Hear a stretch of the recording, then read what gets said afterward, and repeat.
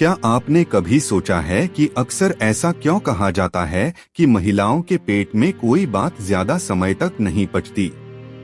लोग इसे केवल एक आम कहावत मान लेते हैं, लेकिन इसके पीछे कुरुक्षेत्र के मैदान से निकला इतिहास का वो सबसे दर्दनाक श्राप छिपा है, जिसने पूरी नारी जाति के स्वभाव को हमेशा के लिए बदल दिया।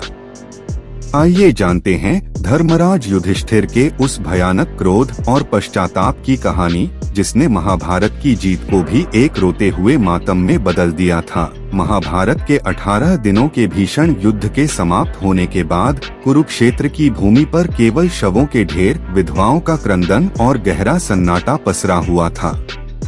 पांडवों ने युद्ध तो जीत लिया था, लेकिन उनके मन में विजय का कोई उल्लास नहीं था, बल्कि चारों ओर छाई तबाही को देखकर एक गहरा शोक व्याप्त था। इसी शोक और ग्लानि के बीच धर्मराज युधिष्ठिर के जीवन में एक ऐसा क्षण आया जिसने उनके पैरों तले से जमीन खिसका दी। यह घटना केवल एक परिवार के सत्य की नहीं थी, बल्कि इसने संसार की समस्त नारी जाति के स्वभाव को हमेशा के लिए एक श्राप के बंधन में बांध दिया। कुरुक्षेत्र की रणभूमि में जब शांति छाई, तब धृतराष्ट्र, गांधारी, कुंती और पांडव अपने मृत सगे संबंधियों का अंतिम संस्कार करने और उन्हें तर्पण देने के लिए गंगा तट पर एकत्रित हुए। युद्ध में मारे गए लाखों योद्धाओं की आत्मा की शांति के लिए जलांजलि दी जा रही थी। दुर्योधन, दुःशासन, भीष्म पितामह और गुरु द्रोणाचार्य जैसे दिग्गजों को पांडवों ने भारी मन से विदाई दी। हर कोई अपने सगे संबंधियों को याद कर रो रहा था, लेकिन माता कुंती के आंसू थमने का नाम नहीं ले रहे थे। उनके चेहरे पर एक ऐसा अपराध बोध था, जिसे वे अब और अधिक छुपाने में असमर्थ थीं। जैसे ही युधिष्ठिर कौरवों और अपने अन्य संबंधियों को जलांजलि देकर हटे, माता कुंती अत्यंत व्याकुल होकर आगे बढ़ी। उनके पैर कांप रहे थे और आंखों से आंसुओं की धारा बह रही थी। उन्होंने युधिष्ठिर का हाथ थामा और कांपती आवाज में कहा, पुत्र युधिष्ठिर, तुमने सबको तर्पण दे दिया, लेकिन उस महायोद्धा को छोड़ दिया जो इस सम्मान का सबसे पहला अधिकारी था।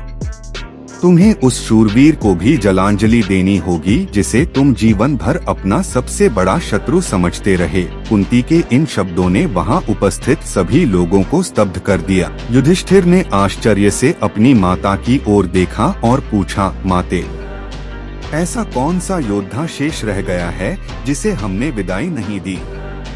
कौरवों के सभी भाइयों, गुरुओं और मित्रों का तर्पण हम कर चुके हैं। अब आप किसकी बात कर रही हैं? कुंती ने अपने सीने पर पत्थर रखकर अत्यंत रुंधे हुए गले से कहा, पुत्र, मैं उस अंगराज कर्ण की बात कर रही हूँ, जिसे तुमने अधिरथ का सूत पुत्र समझा, जिसे अर्जुन ने युद्ध में मार गिराया। वह तुम्हारा शत्रु नहीं, बल्कि तुम्हारा सगा बड़ा भाई था। वह मेरा ज्येष्ठ पुत्र था। कुंती के मुख से यह वज्रपात जैसी बात सुनते ही युधिष्ठिर के हाथ से तर्पण का पात्र छूटकर गिर गया। उनके मस्तिष्क में एक पल के लिए शून्यता छा गई। भीम, अर्जुन, नकुल और सहदेव भी जड़वत खड़े रह गए। अर्जुन के हाथ से उनका गांडीव जैसे छूटने को हुआ। जिस कर्ण को वे जीवन भर सूतपुत्र कहकर अपमानित करते रहे, जिससे युद्ध के मैदान में पग पग पर घृणा की, वह कोई और नहीं बल्कि उनका सगा सगोदर भाई था। युधिष्ठिर का शरीर कांपने लगा और वे गहरे सदमे में चले गए। युधिष्ठिर ने संभलते हुए कुंती के कंधे पकड़े और चीखते हुए पूछा, माते, यह आप क्या कह रही हैं? क्या शोक के कारण आपकी बुद्धि भ्रमित हो गई है? कर्ण हमारा बड़ा भाई कैसे हो सकता है?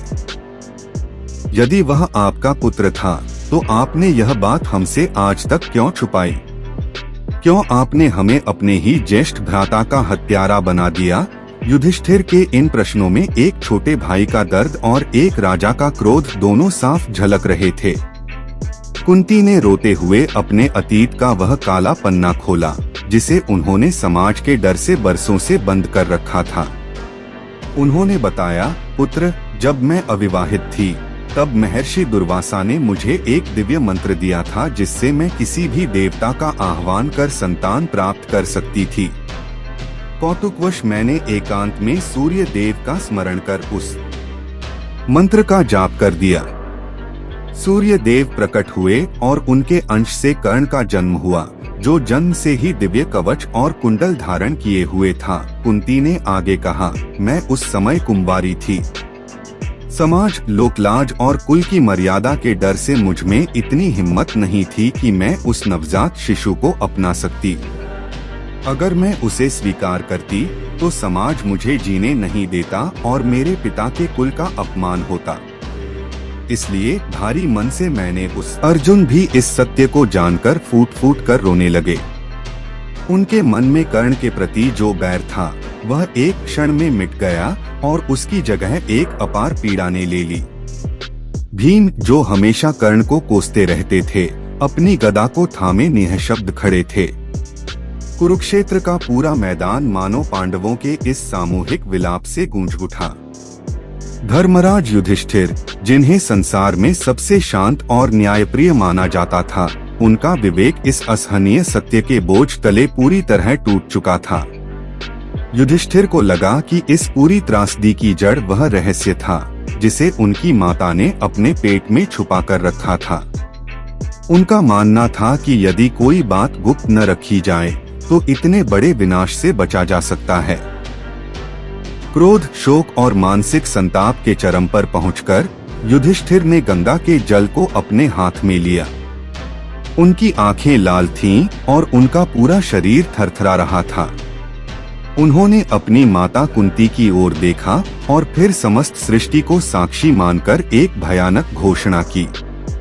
युधिष्ठिर ने अत्यंत कड़े और भारी स्वर में कहा, हे माते, आपने अपने कुल की प्रतिष्ठा और समाज के भय के कारण एक ऐसा रहस्य छुपाया जिसने आज 5 भाइयों को उनके ही बड़े भाई का हत्यारा बना दिया। एक स्त्री के मुख की इस गोपनीयता ने आज कुरु वंश का समूल नाश कर दिया। यदि यह सत्य पहले सामने आ जाता तो आज करोड़ों महिलाओं का सुहाग न उजड़ता, लाखों बच्चे अनाथ न होते। धर्मराज ने हाथ में लिए जल को भूमि पर छोड़ते हुए कहा, आज इस पवित्र गंगा तट पर मैं अपनी माता कुंती को निमित्त बनाकर संसार की समस्त नारी जाति को यह श्राप देता हूँ कि आज के बाद कोई भी स्त्री अपने पेट में कोई भी रहस्य, गुप्त बात या महत्वपूर्ण सूचना छुपाकर नहीं रख पाएगी। यदि वे किसी बात को छुपाने का प्रयास भी करेंगी तो उनका मन और शरीर तब तक अशांत रहेगा जब तक वे उसे किसी के सामने प्रकट न कर दें। जैसे ही युधिष्ठिर के मुख से यह श्राप निकला, आकाश में बिजली कड़की और गंगा की लहरों में एक तीव्र हलचल हुई। वहां उपस्थित सभी ऋषि मुनि और देवता भी इस श्राप के साक्षी बने। युधिष्ठिर का यह श्राप किसी दुर्भावना से नहीं बल्कि एक असीम दुख और इस सोच से उपजा था कि भविष्य में कभी भी किसी माया स्त्री द्वारा छुपाया गया कोई रहस्य ऐसे ही किसी दूसरे कुरुक्षेत्र या परिवार के विनाश का कारण न बन सके। धार्मिक और पौराणिक मान्यताओं के अनुसार धर्मराज युधिष्ठिर का यह श्राप आज भी मानव समाज में प्रभावी माना जाता है। मनोविज्ञान और समाज शास्त्र के दृष्टिकोण से भी अक्सर यह देखा जाता है कि महिलाओं का स्वभाव स्वभावतः अधिक सामाजिक और संवाद प्रिय होता है। वे अपनी भावनाओं और बातों को साझा करना पसंद करती हैं। जब भी उन्हें कोई बड़ी या गुप्त बात पता चलती है तो वे उसे अपने तक सीमित रखने में एक मानसिक दबाव महसूस करती हैं, जिसे आमतौर पर लोग युधिष्ठिर के इसी श्राप से जोड़कर देखते हैं। महाभारत की यह अनसुनी और मर्मस्पर्शी कथा हमें यह सीख देती है कि कभी-कभी किसी एक सच को छुपाने की कीमत पूरी आने वाली पीढ़ियों को चुकानी पड़ती है। कुंती ने कर्ण का सच केवल इसलिए छुपाया था ताकि उनका सम्मान बचा रहे, लेकिन अंततः उस गोपनीयता ने उनसे उनका सबसे बड़ा बेटा छीन लिया और उनके बाकी बेटों को जीवन भर के लिए अपराधी बना दिया। युधिष्ठिर का वह श्राप आज भी इतिहास के पन्नों में दर्ज है, जो हमें याद दिलाता है कि सत्य चाहे कितना भी कड़वा या कठिन क्यों न हो, उसे छुपाने के परिणाम हमेशा विनाशकारी ही होते हैं। और इसी तरह गंगा के बहते पानी को गवाह बनाकर दिया गया युधिष्ठिर का वो श्राप आज भी इतिहास की गूंज बनकर हमारे बीच मौजूद है। यह कथा हमें सिखाती है कि समाज और लोकलाज के डर से छुपाया गया एक छोटा सा सच भी भविष्य में कितना बड़ा कुरुक्षेत्र खड़ा कर सकता है। कुंती ने अपना सम्मान बचाने के लिए रहस्य छुपाया, पर बदले में अपने ही बेटों को जीवन भर का अपराध बोध दे गईं। याद रखिए, सच चाहे कितना भी कड़वा हो, उसे छुपाने की कीमत हमेशा विनाशकारी होती है। इस बारे में आपकी क्या राय है? कमेंट में जरूर बताएं। ऐसी ही और भी पौराणिक और अनसुनी कथाओं के लिए हमारे चैनल को सब्सक्राइब करें और बेल आइकन दबाना न भूलें। मिलते हैं अगली वीडियो में, तब तक के लिए जय श्री राधा कृष्ण राधा राधा।